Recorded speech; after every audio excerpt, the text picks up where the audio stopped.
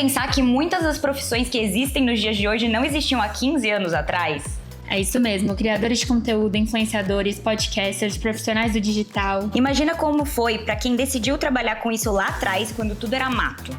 E muitas pessoas conseguiram construir uma carreira sólida, se arriscando e acreditando no novo. E a nossa convidada de hoje fez isso com a maestria e vai bater um papo incrível com a gente. Para falar sobre influência, carreira, maternidade, o que ninguém te conta sobre empreender de verdade, a gente recebe Nicole Papon, fundadora da Grapa Digital, da Alma Creators e Forbes Under 30. Seja muito bem-vinda, Nicole! Obrigada! Gente, tô muito feliz, fiquei muito animada com o convite.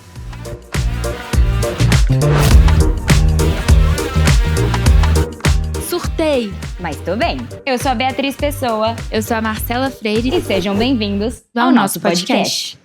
Gente, é muito legal porque a Nicole e eu, a gente já se cruzou. A Nicole já fez alguns trabalhos, quer dizer, me ajudou a fechar trabalhos, né, pra Umtriz. Então, assim... Nossa, a gente já faz uns 3 anos, né? Eu acho que era Papon Assessoria. Era mais, 4 anos, então. A gente fechou aquele no hostel com as meninas. Então, assim, a gente já se conhece de antes e foi muito bom porque eu fui acompanhando o crescimento todo, assim. Então, eu tô muito feliz de ter você aqui, amiga. Estamos muito felizes. E a gente precisa começar do começo. Então, eu queria te perguntar, em que momento você percebeu que a internet podia ser uma forma real de ganhar dinheiro e viu que isso era um mercado, assim? Legal.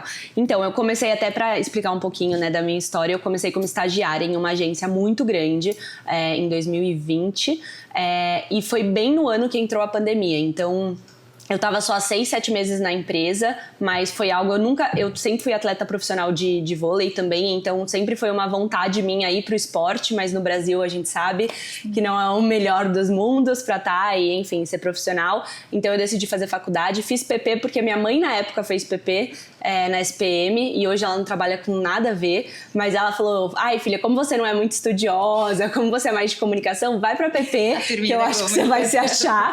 Aí eu falei, tá bom, vou tentar, e eu adorei, assim, confesso que foi algo muito novo pra mim, porque hoje em dia, né, em PP você passa desde fotografia até conhecimentos gerais, e aí eu entrei de estagiária nessa agência.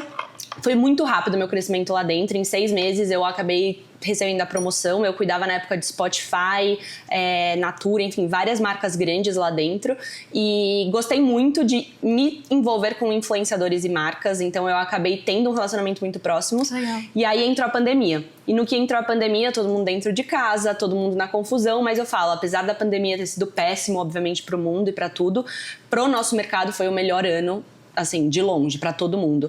Então, quando chegou a pandemia, eu fiquei muito de casa e vários influenciadores começaram a falar, Ni, começa a me assessorar, eu tô sem ninguém, eu preciso de ajuda. E eu não conhecia, né, porque eu tava muito pouco tempo no mercado, mas eu falei, ai, tá bom, vou me arriscar. E meu pai sempre foi empreendedor. Ele sempre foi empresário de seguro de carga, enfim, nada a ver, mas ele sempre teve essa veia de empreender.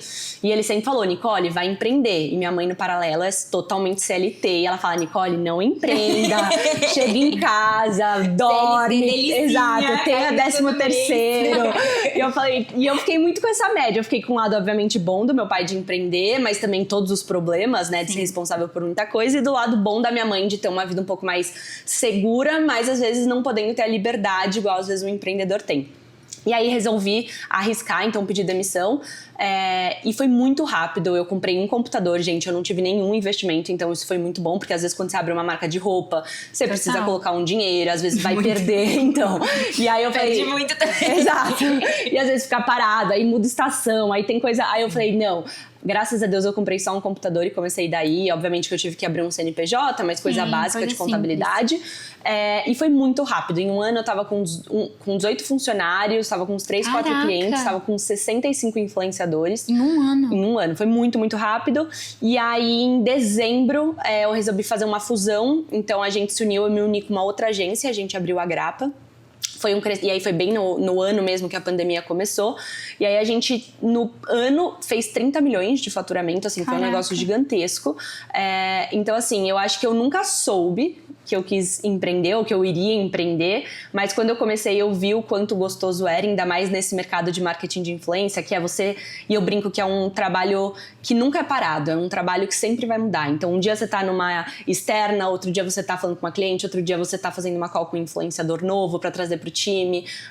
Então é muito gostoso, porque eu sempre fui essa pessoa de não gostar muito de ter um fluxo de trabalho, um ritmo igual. Então pra mim funcionou muito. Óbvio que tava na pandemia, então ninguém tava no momento de sair de casa, mas é isso, as marcas não estavam podendo estar em shopping, estar em nenhum lugar, era tudo na internet. Então a força foi muito forte. Então foi muito daí que eu comecei a sentir. Obviamente não sabia que ia dar tão certo igual deu, mas é isso, assim, com meu pai sempre aqui, minha mãe de um lado. Até quando eu fui falar pra minha mãe, eu falei, mãe, decidi, vou empreender. Ela, ai meu Deus, minha filha, não faça isso. Mas hoje ela, enfim, é uma das maiores apoiadoras minha, então é muito legal ver isso. E também, obviamente, meu pai, que já foi empreendedor, e ver isso. E minhas irmãs hoje fazem PP na SPM. Que legal! E elas, enfim, elas sempre brincam, querem trabalhar comigo. Eu fico falando, vocês vão trabalhar mesmo? Porque não é só porque vocês são minhas irmãs. Então é muito gostoso. E, amiga, eu sinto muito hoje em dia que o mercado digital, ele tá sempre mudando. É muito rápido, né? E a gente até tava conversando sobre isso, né? Ser influencer hoje é muito diferente do que já era, sei lá, 6 meses atrás. Total. Muda muito rápido, né? Então as pessoas têm que... Você, quando coloca as pessoas no seu casting, você... fala pra eles ficarem ligados, existe vocês vão sempre meio que fazendo um direcionamento, como é que funciona? Total, eu brinco até que a gente é o médico do marketing, porque é isso, o médico tá sempre estudando doença nova, tá sempre estudando, enfim, uma vacina nova que entrou. Exato. E a gente é assim, uma hora tem uma plataforma nova igual o TikTok, que você tem que entender qual a diferença do formato, o que eles têm, como são as entregas dentro. Tem obviamente essa parte que em um momento, do nada, influenciadores de gastronomia estão em alta, do nada é de comédia, aí chega uma Copa do Mundo, então vai para esse meio de esporte.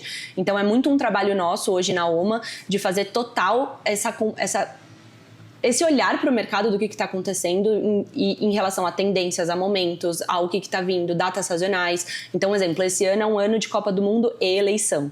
É muito delicado, porque a Copa do Mundo pega, obviamente, um nicho muito fechado de esporte. Hoje eu não tenho nenhum influenciador 100% de esporte, mas foi uma leitura nossa de sentar com os influenciadores e falar, você é de moda? Vamos incluir, de algum jeito, pegar a camisa de futebol e entrar no seu perfil? Total, para ter alguma coisa que converse com a Copa do Mundo. Então, o Bom Dia Léo hoje, que é um influenciador mais de comédia e geral, vamos falar um pouco de, como se você não fosse a pessoa que mais entende de futebol, mas você vai estar lá assistindo e torcendo. Isso é muito legal. Regras básicas. Exato. Então, foi muito um trabalho da agência, obviamente, de aproximar. E com isso também da eleição, muitas marcas param na eleição. Enfim, por motivos de não quer pegar uma influenciadora que vai se posicionar de um lado ou algo assim. Então, a maioria do mercado está olhando para esse começo do ano, né? Esses começos de quarter, porque depois a gente não sabe o que vai acontecer, como que vai ser. Mas é isso, tem muito trabalho da agência, não são todas as agências, mas hoje a gente faz muito esse trabalho de sentar, entender o que está acontecendo e direcionar eles da melhor forma possível. Nossa, muito legal. E quando você começou, né, há 5 anos atrás, eu acho que mudou muito a forma que as marcas olhavam para os influenciadores. Como que você enxerga essa mudança e essa evolução? Assim? Total. Não, antigamente eu acho que era muito algo novo, até por isso que a gente brinca que antigamente tinha muita verba, porque eu acho que os clientes tinham muito dinheiro porque eles não sabiam muito o que eles estavam fazendo. Então era, 5 milhões aí, faz alguma coisa. Hoje em dia eles têm total visão do que é cada influenciadora, das métricas. Antigamente ninguém entendia, antigamente nem tinha impulsionamento, a galera nem falava de exclusividade, direito de imagem. Total. Então é isso, são muitas mudanças que tanto a gente como agência, tanto influenciador e cliente tem que entender e tá posicionado no mercado para entender. Vale impulsionar? Quanto que eu impulsiono? Porque é muito diferente. Então hoje a gente tem cliente que pede pro influenciador impulsionar o conteúdo.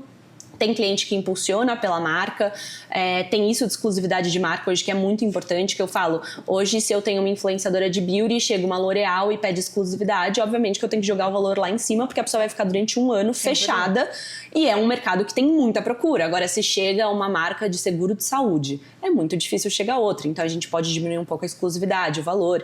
Então é um lugar onde as marcas tiveram que olhar muito, né, com um olhar um pouco mais profissional, que é muito bom pra gente. Eu brinco também que no passado, lá atrás, ninguém entendia o que era uma sequência, repost, collab, quanto que cobrar, como que fazia. E até a gente, porque é algo novo, não é uma profissão antiga. Sim. Hoje você vai ser advogado, você tem lá os padrões, né? Como que funciona, quanto que você cobra, óbvio que cada um tem o seu valor, mas você vem de um lugar que tem muito e que você consegue se comparar. Marketing de influência não, é algo muito novo. Então, e até hoje, tá? Obviamente que se profissionalizou, mas eu falo, hoje tem cliente que me paga em 180 dias, tem cliente cliente que me paga em 80, tem cliente que me Caraca. paga em 220. Então não tem um padrão. E eu tenho que pagar os meus funcionários todos os meses certinho. Nossa, então é muito organizado. é isso. Então, além, obviamente, de ter melhorado, de ter ficado mais profissional, ainda falta muita coisa por ser um meio novo. um meio né? novo no mercado. Caraca, e existe um trabalho para os influenciadores se verem como empresas, assim? Então, o que está acontecendo muito agora são influenciadores que estão fazendo collab ou criando produto próprio. Então, você pega a Boca Rosa, você pega, enfim, a Mariana Rui Barbosa com a marca de Bruna roupa dela, a Tavares. Bruna Tavares. Todo mundo está tentando criar algo e eu acho muito legal. Eu até sou a pessoa que mais incentivo isso nos meus influenciadores, porque o marketing de influência é algo que não é constante. Então eu brinco que é uma onda. Tem momentos que você vai estar fechando muito job e tem momentos que você vai estar fechando pouco, porque tem muito isso de data sazonal. Então eu posso ter um influenciador que é muito bom, mas vai chegar Dia das Mães, não é o foco dele, ele não tem filho, ele vai dar uma caída.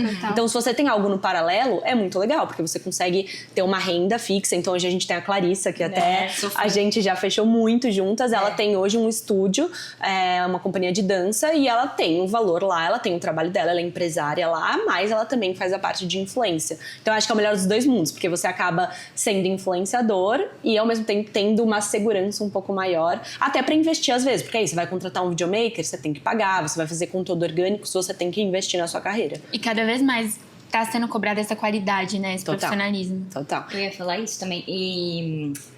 Porque hoje é muito fácil, né? Qualquer um pode pegar um celular, começar a gravar. E como é que vocês fazem esse filtro, assim, pra decidir quem vai entrar, quem não vai entrar, o que vocês veem num potencial, sabe? Como é que você enxerga isso? Porque eu imagino que hoje é muito fácil você pegar, ainda mais com o TikTok, né? Que você começa, você liga, daqui a pouco você tá com 80, 60, 70 mil no TikTok. Eu um dia fiz um vídeo, do nada deu 8, Explodiu. 9 mil, tipo. E aí você fica assim, cara, é muito difícil, né? Porque eu, por exemplo, agora falando como marca, eu recebo todos os dias mensagem de gente pedindo roupa de graça, querendo fazer parceria. E aí você vai ver lá, ok, a pessoa tem 10, 15 mil, mas assim, ela conversa, ela tem um público, ela se conecta. Então, assim, como é que vocês fazem esse... Então, eu sou bem chata com isso, eu brinco. Até a B, que é minha sócia na Oma, a gente tem, enfim, mais de 1.500 influenciadores para entrar na agência, mas a gente olha muito além do perfilzinho, da beleza, do que a pessoa entrega, muito mais o propósito do que a pessoa tem. Então, hoje tem influenciadores gigantescos, de 10, 15 milhões, que querem entrar e eu não pego, porque é isso, às vezes faz aposta, às vezes tem um propósito diferente, às vezes, enfim... Não tem também a liberdade criativa que a gente tanto gosta de entrar. A gente é uma agência que a gente gosta de chegar e falar, B, não tá dando muito, você tá postando muita coisa no espelho, vamos melhorar, vamos fazer um negócio a mais, vamos investir, contratar alguma coisa diferente. Então hoje é um trabalho muito cuidadoso que a gente faz para analisar. E também tem isso, o legal é pegar influenciadores que são pequenos ou que ainda não estão como influenciadores, você vê um potencial, você vê uma luzinha e pegar. Então hoje a gente tem até uma influenciadora que é a Leti, ela é do Rio de Janeiro, ela era modelo, ela é modelo ainda, mas antes ela não era influenciadora, e eu vi o perfil dela e falei, muito potencial nela. E aí hoje ela é embaixadora da Yves Saint Laurent. Caraca. Então foi assim, uma conquista muito maravilhosa, e ela é uma pessoa que ela sempre escutou, então eu falava, Leti, vai pra praia, faz uma maquiagem, mostra muito seu cabelo, que é maravilhoso, e a pessoa acaba escutando a gente fazendo, porque tem pessoas que às vezes a gente fala e dá o conselho porque a gente tá no dia a dia, e a pessoa às vezes fica, não, mas esse não é meu estilo, ou eu não quero fazer isso. E é difícil, porque aí fica meio engessado, sabe? A pessoa às vezes não tem a visão que o cliente tá querendo ter. Esse é o diferencial. A gente recebe diariamente L'Oréal. O que a L'Oréal quer?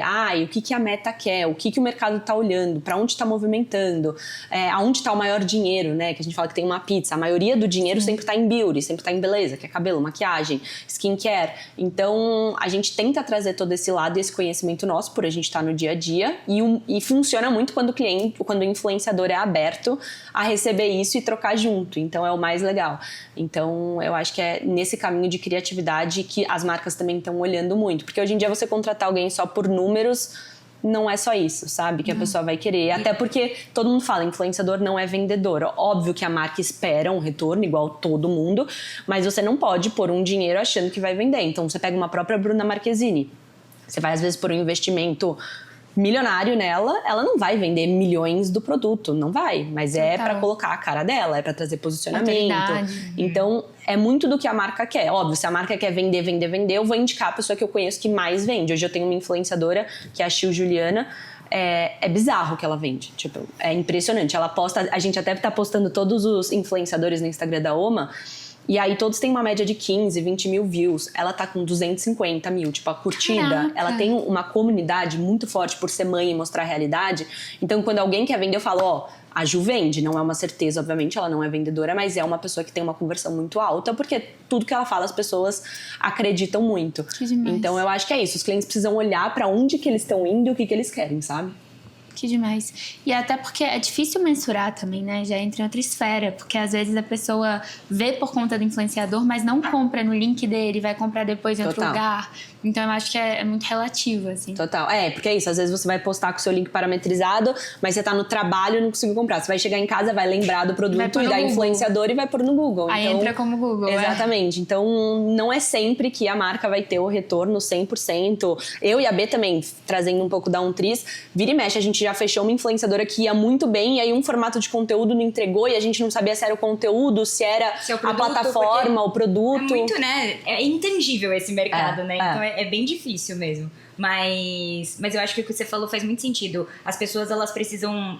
Mas isso até pra mim, eu como contratante, no começo, eu ficava mesmo. Porque você fica, né? Você fica nessa angústia de, tipo, eu tô Na investindo... expectativa, total. Será que vai voltar o que eu investi? E aí demorou um tempo pra gente se educar, eu me educar como marca, de que não é porque na hora que sei lá, a Clarissa, por exemplo, postou, não vendeu, que ela não vai converter. A Clarissa é a pessoa que mais converte na Umtriz, É bizarro assim. mesmo. A gente bota depois o vídeo dela circulando no Instagram, ou depois impulsiona, esse vídeo dá muito resultado.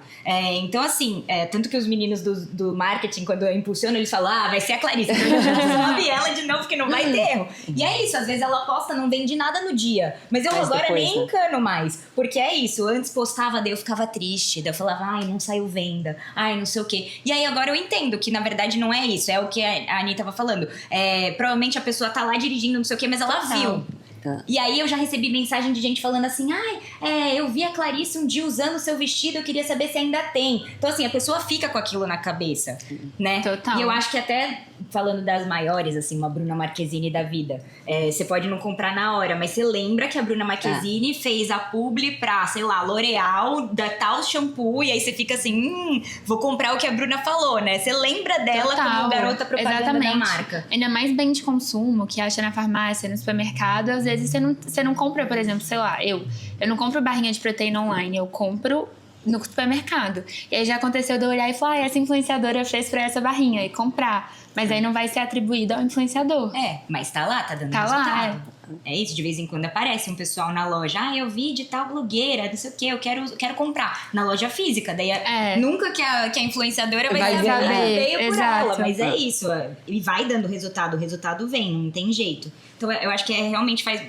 Olhar pro número de seguidores hoje é muito relativo, né? Tem muitas outras coisas pra você olhar. Óbvio que impacta, mas assim, eu olho muito mais, por exemplo, no alcance dos Reels, né? Eu vejo se tem comentários das pessoas pedindo sobre... Porque também tem isso. Às vezes a gente faz uma publicidade, tem todo um olhar do cliente, porque às vezes é uma influenciadora muito grande e aí ele tá fazendo uma propaganda, sei lá, da Colgate. Tá todo mundo comentando da blusa da menina e não do produto. Então o engajamento não foi do produto. Caraca, então nunca tem pensei muito nisso. esse cuidado. Então quando a gente vai fazer, até hoje a gente tem uma equipe muito incrível de BI e tecnologia. A gente criou uma plataforma interna nossa, até porque a gente viu que no mercado não tinha uma plataforma que a gente conseguia entender 100% as métricas.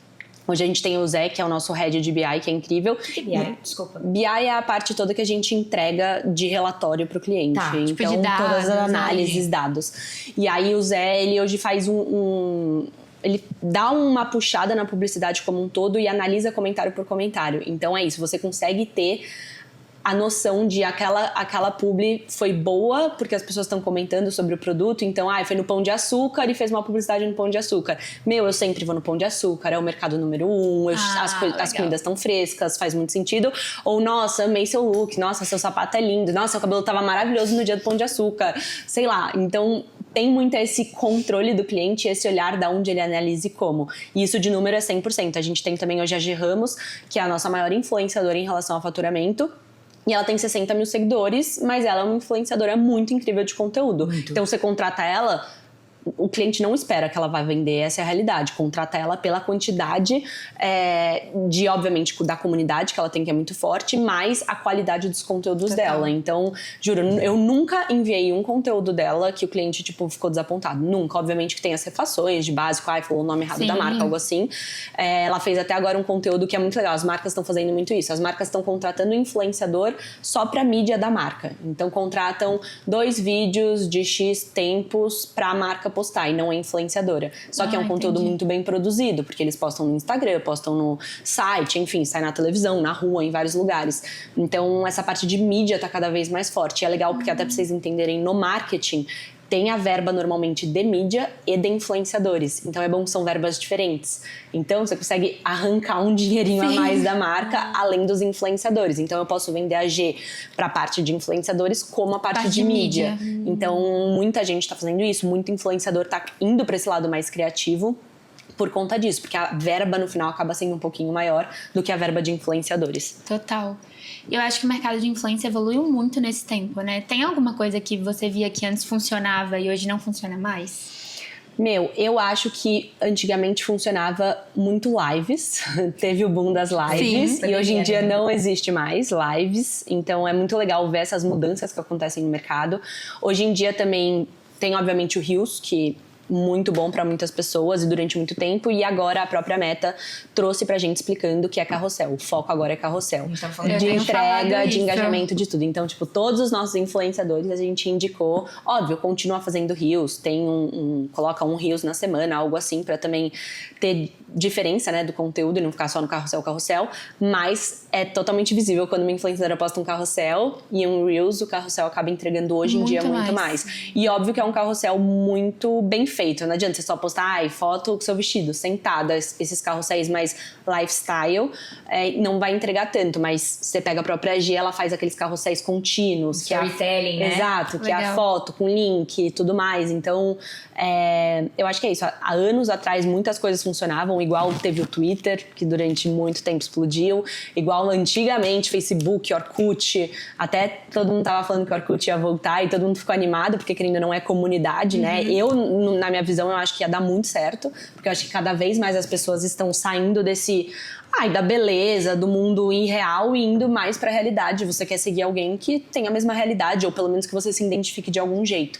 Então, mas nada de novidade do Orkut, não sabemos se vai vir ou o que aconteceu, mas eu acho que é isso. Tem 1000 plataformas aí pra lançar. Teve o Snapchat durante muito tempo, que explodiu. Total, tinha muita influenciadora. E aí caiu. Então eu acho que é o que a Bê falou no começo.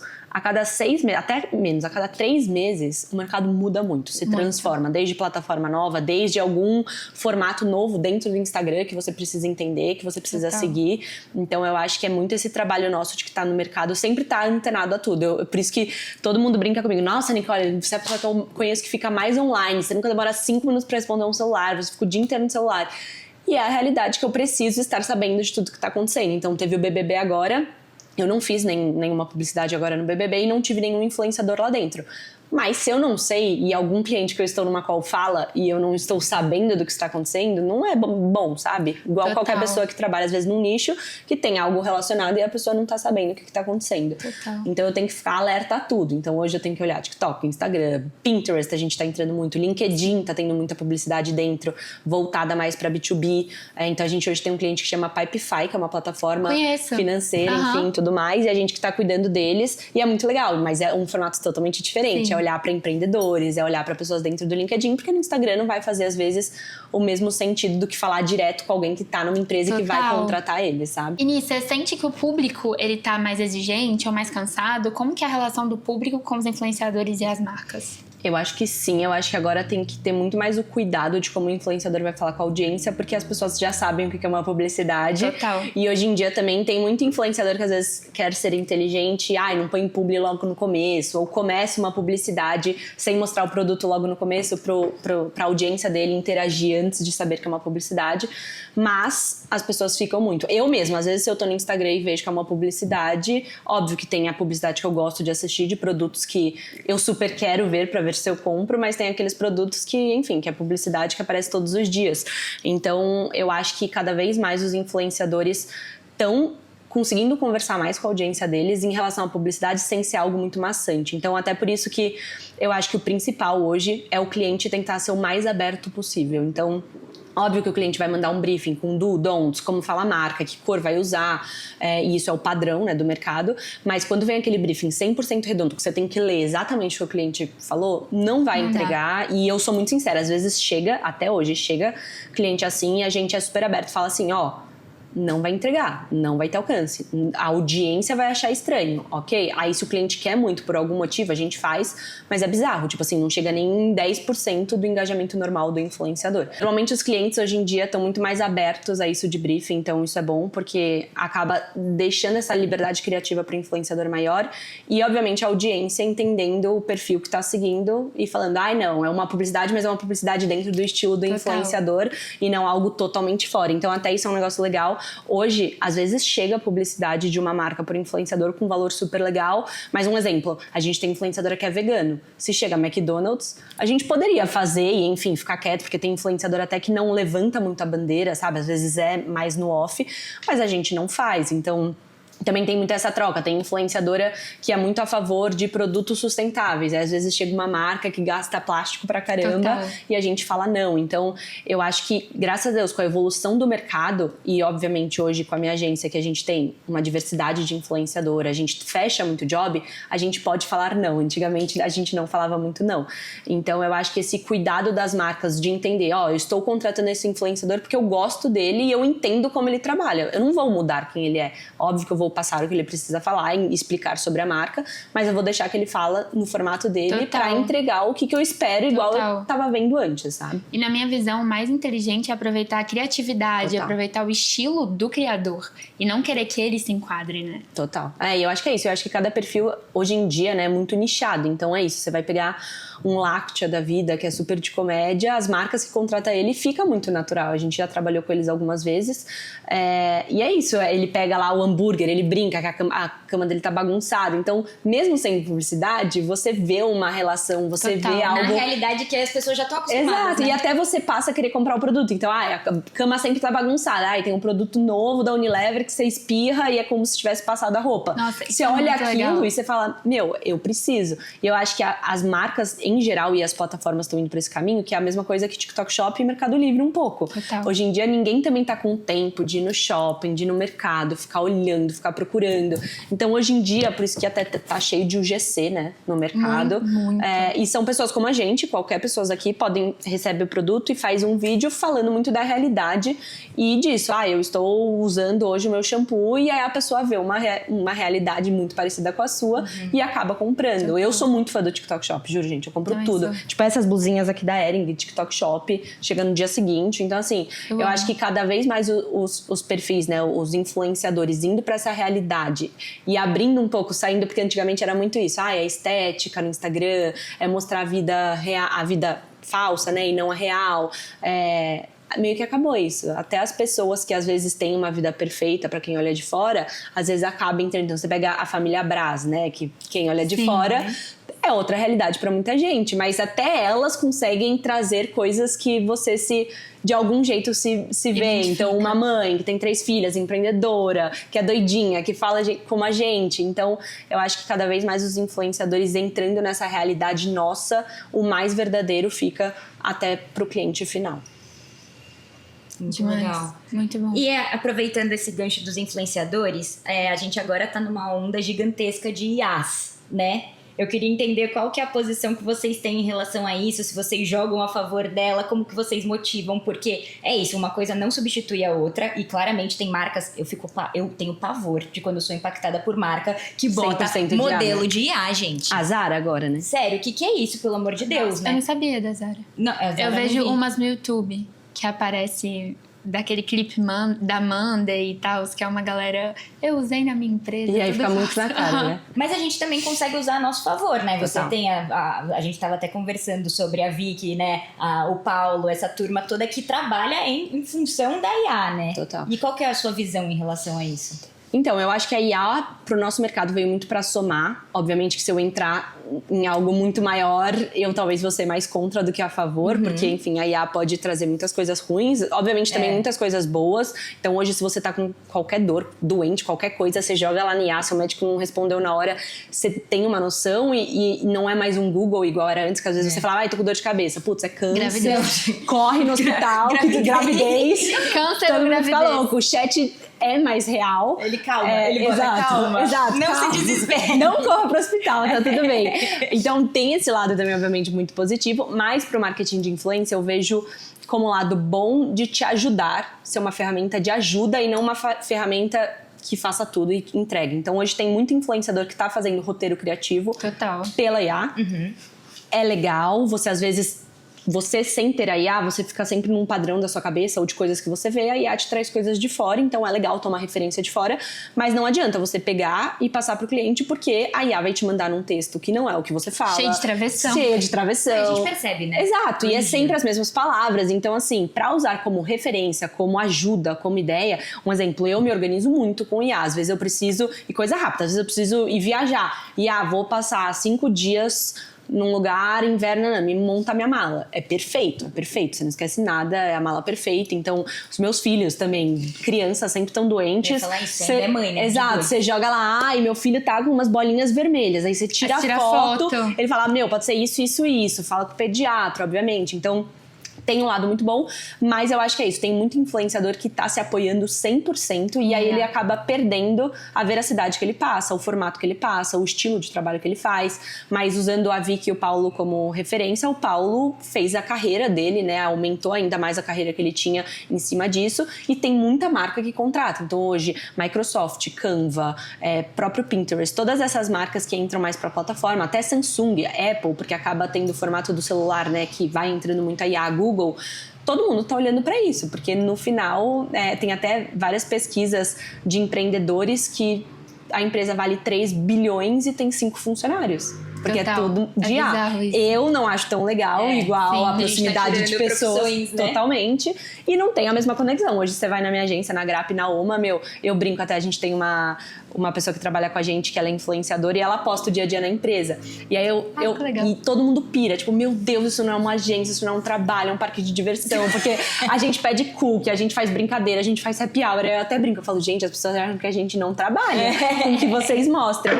Mas eu acho que é muito isso, assim, é entender até onde a gente pode usar, o como a gente pode usar e se beneficiar disso, mas sempre ter o cuidado do que pode te prejudicar e tirar essa realidade, essa conexão pessoal, porque no final são pessoas, então o cliente pode estar te contratando, mas no final ele quer entregar e quem vai entregar é a pessoa. você. Então, enfim, é bem difícil essa pergunta pra mim, porque eu tenho os dois lados, tanto no meu pessoal quanto no meu trabalho, mas hoje a gente usa muito, até parte financeira, às vezes precisa fazer cálculo, às vezes precisa mandar um e-mail um pouco mais sério, e a gente fala, eu sou uma pessoa que eu falo muito solto com o cliente, de mandar meme, de mandar risada. Às vezes eu preciso ser um pouco mais dura, aí eu ponho chat, deixa essa minha mensagem um pouquinho mais formal, aí ele manda, obviamente que eu mudo algumas palavras, mas eu acho que tem muitas coisas boas, mas sempre tem que tomar muito cuidado. Muito cuidado. Sim.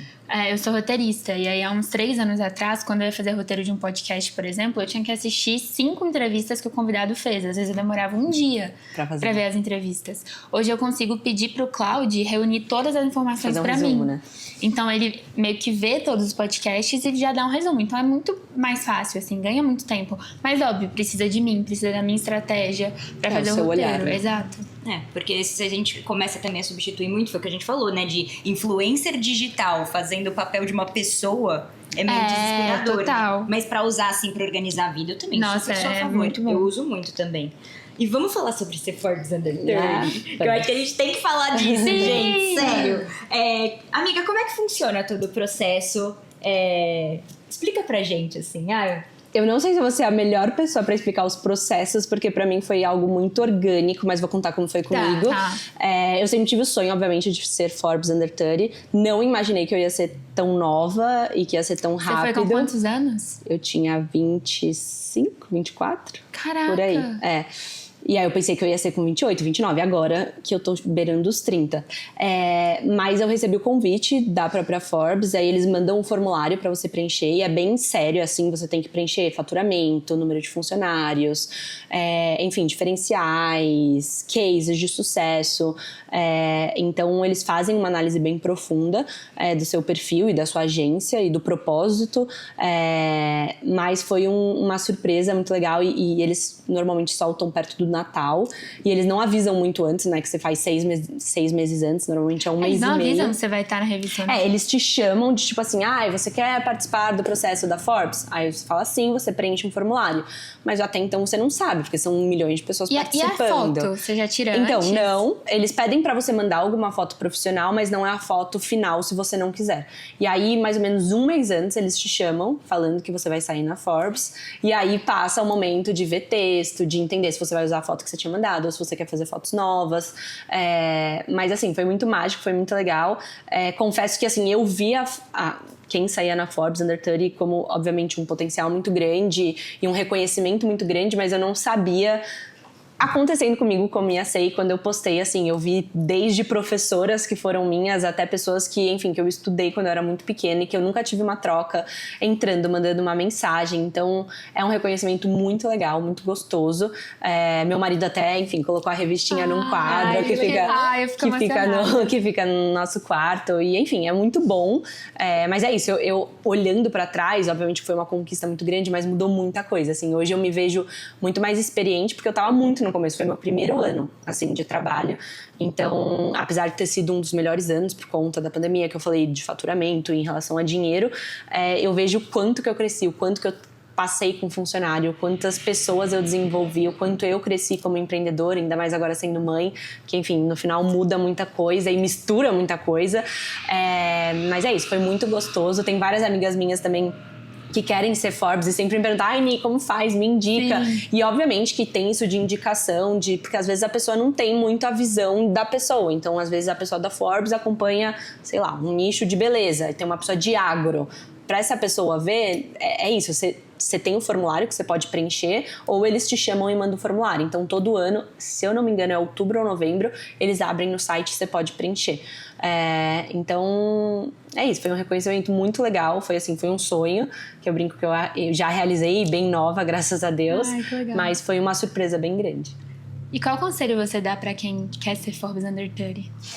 Então, pensando em como fazer acontecer, que muitas pessoas me falaram depois que eu fui Forbes Under 30, que eles olham muito para pessoas, empresas que estão na imprensa. Porque, querendo ou não, é assim que eles acabam tendo acesso. Interessante. Então, até lá atrás, e antes eu tinha começado a fazer um trabalho de RP para a empresa, né, para a agência, foi muito importante, porque quando você joga o seu nome no Google ou em qualquer lugar, aparecem matérias, aparecem coisas legal. Importantes.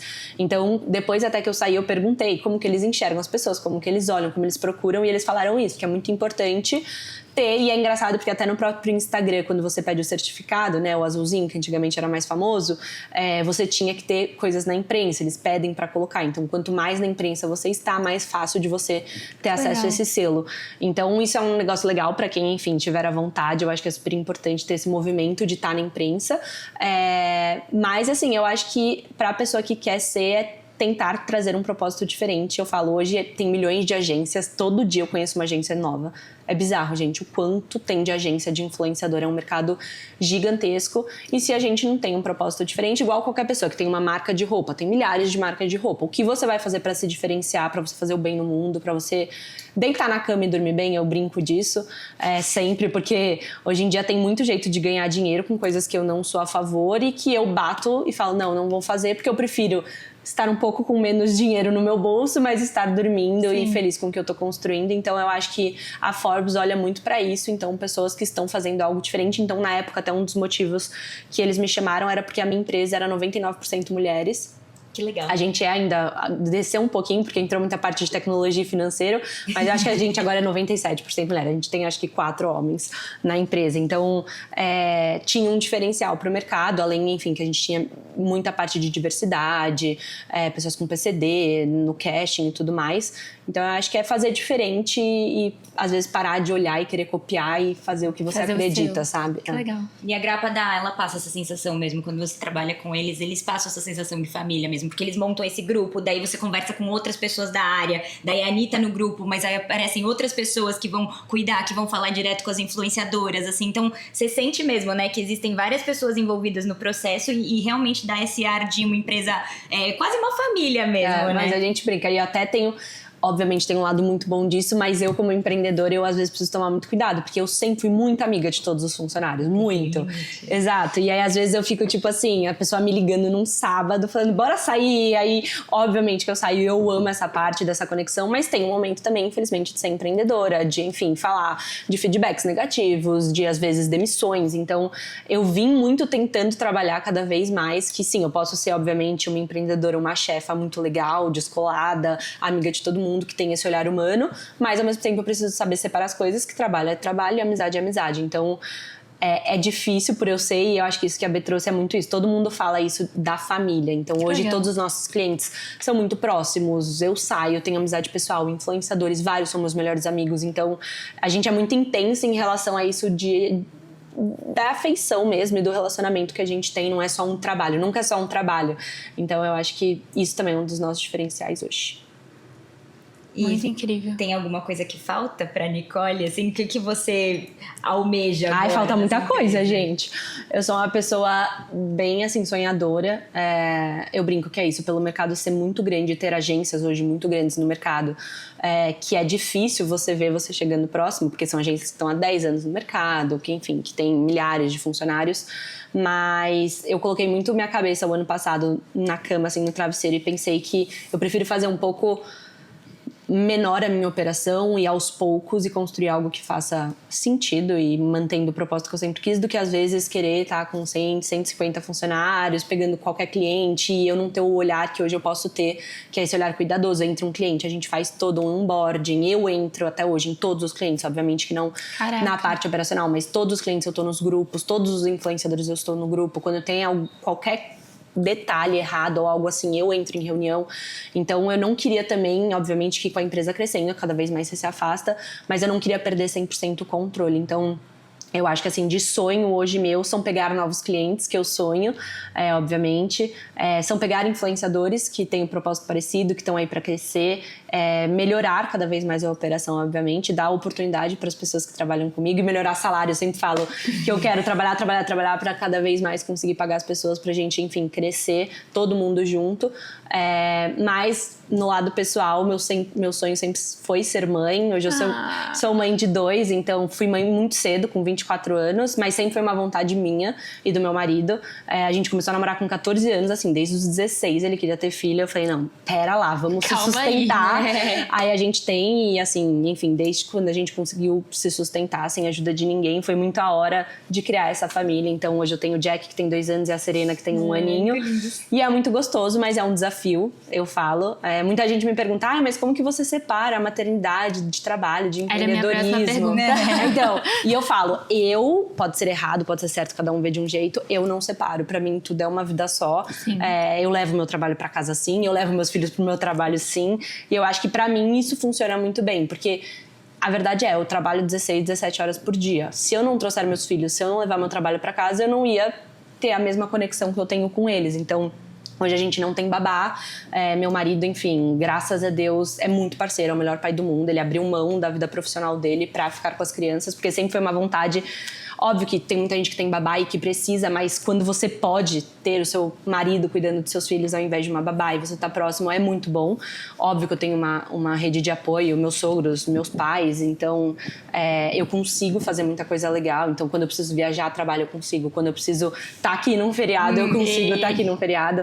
Mas eu falo que ser mãe mudou muita coisa e muda muita vida, né? Às vezes você tinha pensamentos tão grandes que, querendo ou não, perto dos seus filhos ficam pequenos, e às vezes uma gripe do seu filho transforma toda a sua semana porque você fica preocupada e você passa a viver, obviamente, pelas crianças durante pelo menos 10, 15 anos, né? Mas é isso, é muito gostoso, é muito mesmo. E hoje eu me sinto 100% por ter minha família, por ter meus filhos, por ter uma empresa que eu gosto tanto.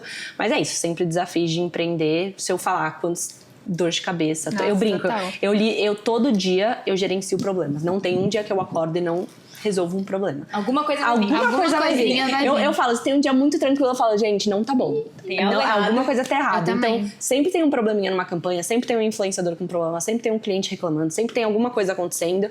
Então, eu acho que é isso, é sempre respirar. Caraca. E pensar que vai dar tudo certo e lidar dia após dia. Nossa, e no meio de tudo isso, assim, você consegue tirar um tempinho pra você, descansar? Não muito. Não, assim, pra mim não muito. Agora eu tô até surfando e eu Que sou muito ótimo. doida de esporte. Então, do nada eu vicio em beach tênis, aí eu vou pra academia, aí eu sou meio bipolar, assim, em relação a esportes. E aí agora eu tô focada no surf, mas é isso, eu não consigo manter. Até eu brinco que meus médicos falam, Nicole, você precisa fazer 4 vezes por semana, pelo menos 40 minutos. E eu sou muito realista, eu falo, gente, não consigo. Tem semana que eu consigo fazer 3, tem semana que eu não faço nada, e é assim que eu vou lidando. Tem semana Mas que é surreal.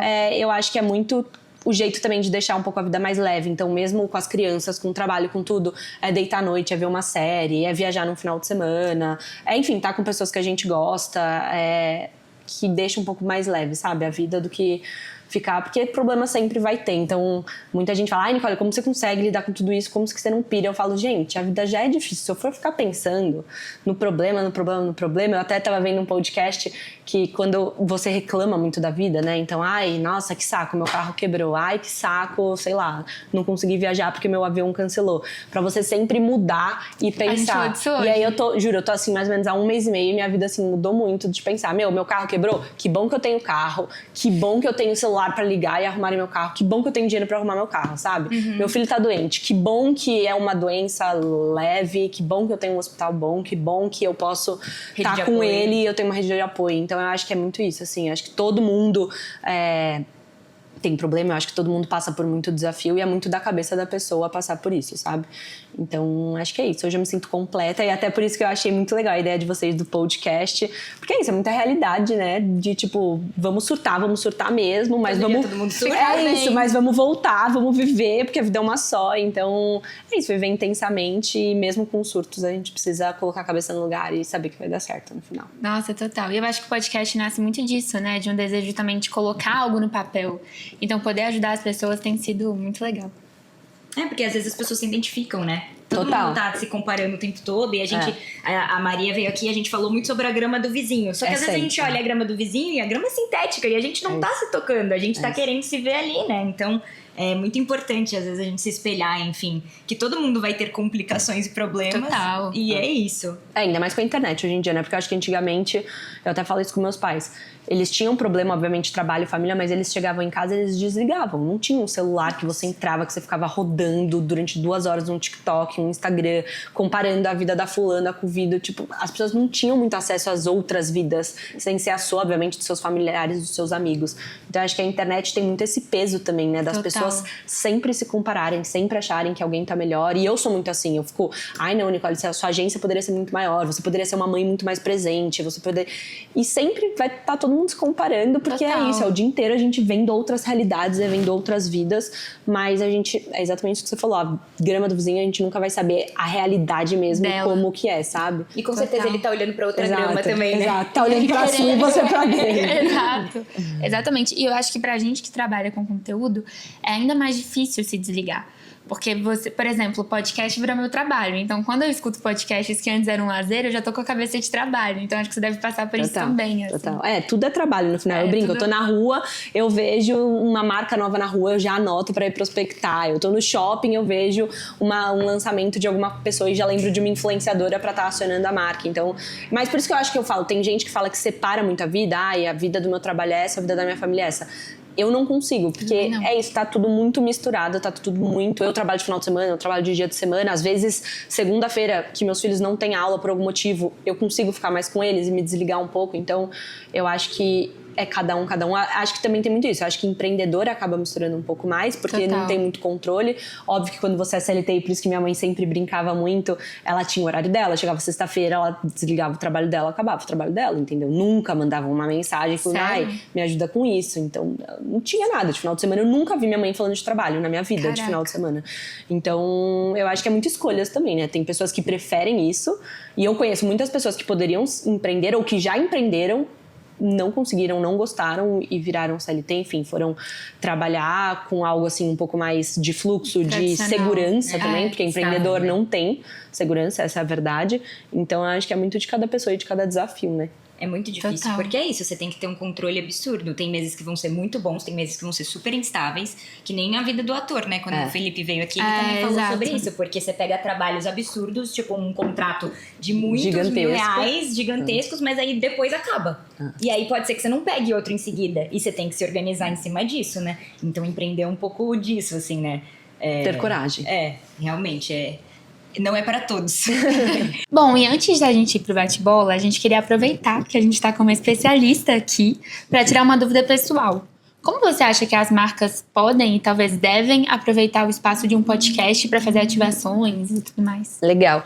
Eu acho que podcast tem um baita potencial no mercado. Lá atrás, quando começou, eu já amei, enfim, o formato, porque eu acho que é muito isso do que a gente tá falando a conversa inteira, de realidade, de conexão de pessoas, de trazer o dia a dia mesmo. Acho que, obviamente, teve o boom do podcast durante 2 anos, que todo mundo só fez podcasts, e é isso, igual influenciador, tem aqueles que são mais criativos, que são mais reais, e tem aqueles que acabam fazendo e se perdendo.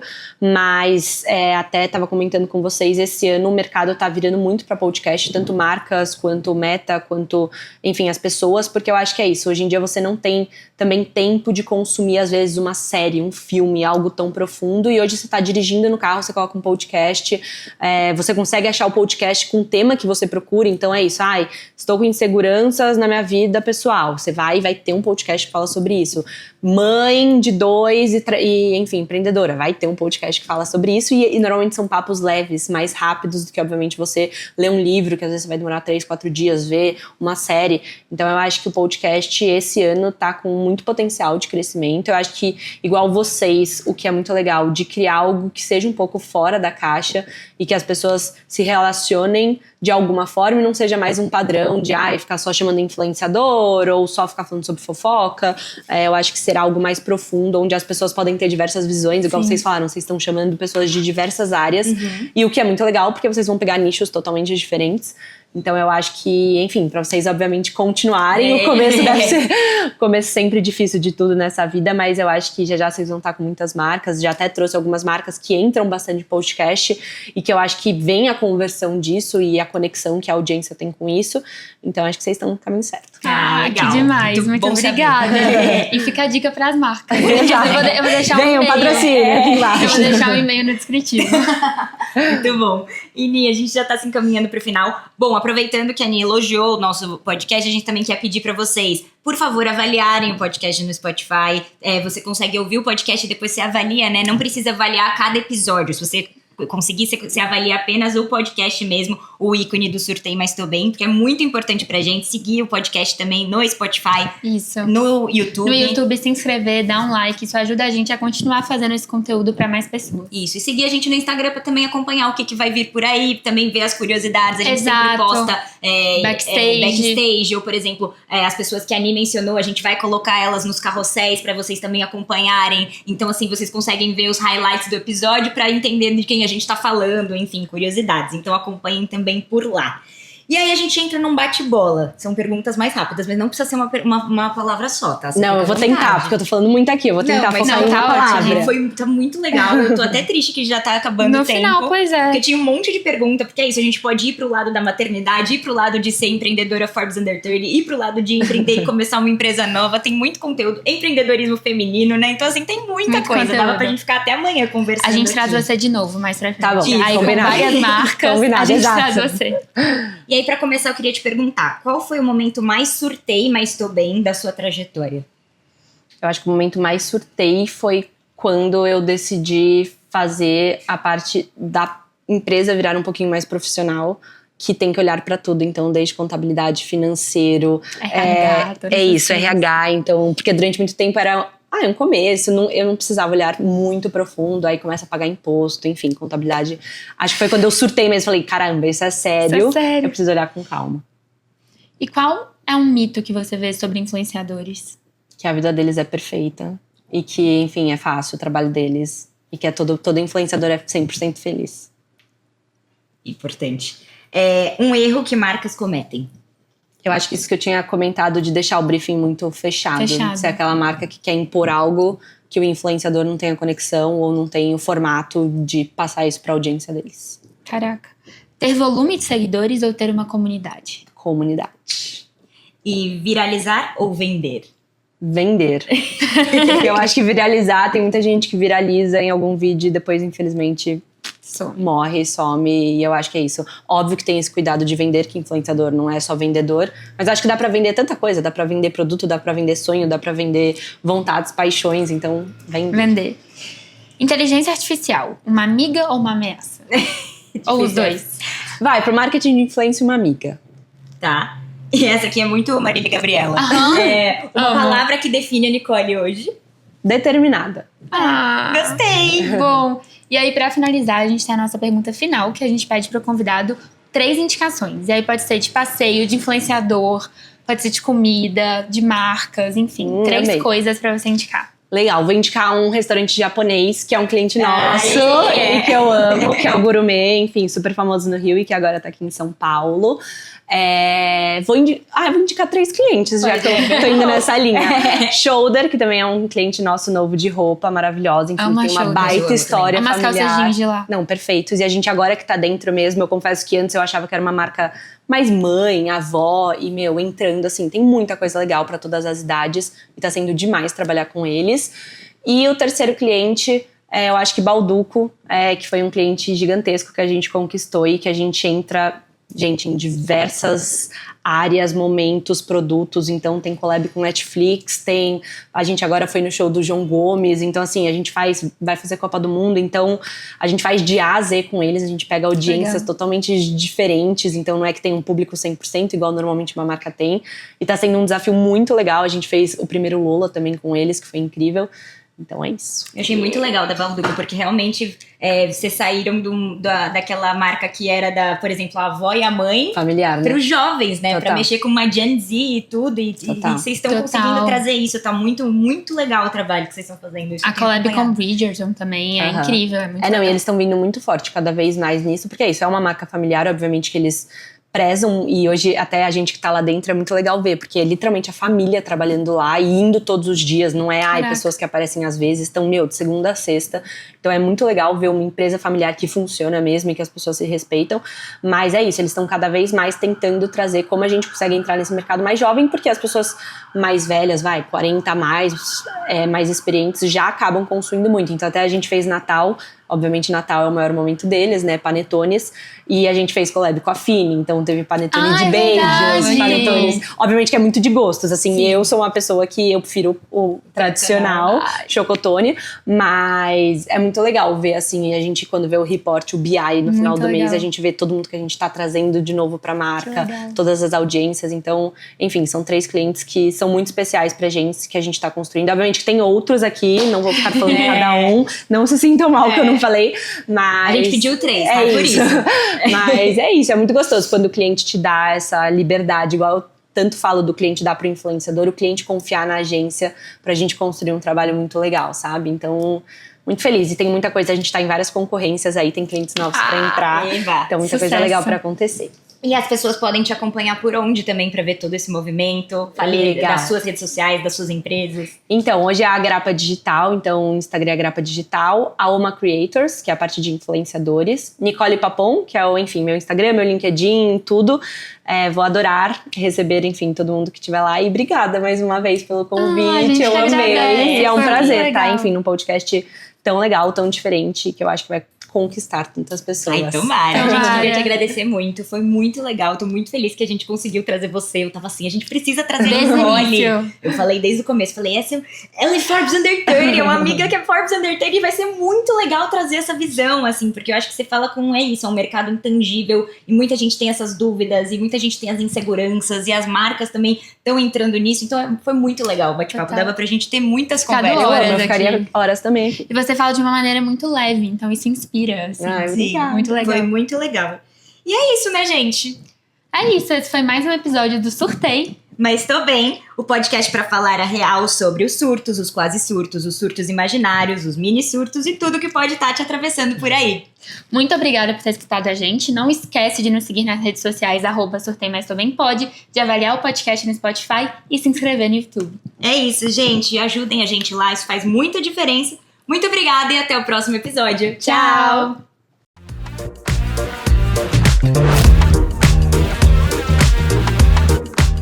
Surtei! Mas tô bem. Eu sou a Beatriz Pessoa. Eu sou a Marcela Freire E sejam bem-vindos ao nosso podcast.